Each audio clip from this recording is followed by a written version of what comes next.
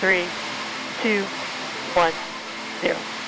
Ignition, liftoff. Artemis I will lift off from Launch Pad 39B at NASA's Kennedy Space Center in Florida with 8.8 million pounds of thrust, provided by the most powerful rocket in the world, our Space Launch System rocket, or SLS.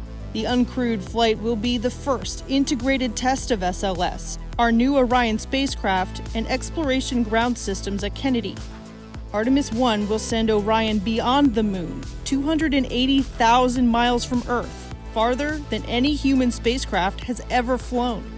This is not NASA doing this. This is the United States of America doing this program, the Artemis program, and there are companies all across our country that have a part in it, so there is kind of this wave of excitement being generated just by saying, we're going back to the moon. After the upper stage of the rocket separates from Orion, the upper stage will deploy small satellites over several days to perform science experiments and technology demonstrations. Orion will make its multi-day outbound trip to the moon, propelled by a service module provided by the European Space Agency. Engineers will test Orion's systems on the way to the moon.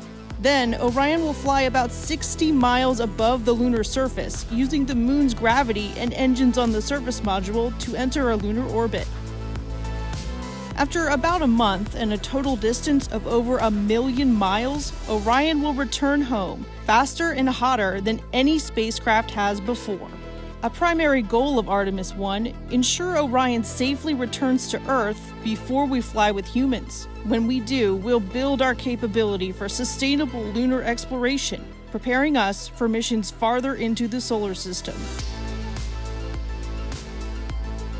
Initially, what we'd like to do is start establishing a presence on the moon. So we're going to establish going back there on a regular basis, and then we'll end up setting up Gateway, and we would launch to the Gateway, and from Gateway, land on the surface of the moon. We are there for, weeks, months on end. And there, we're going to be able to test out all the hardware and the habitats and the hatches and the suits and the rovers that'll allow us to prove out those technologies. The moon will lead the way to Mars, and we should be there within the next couple of decades.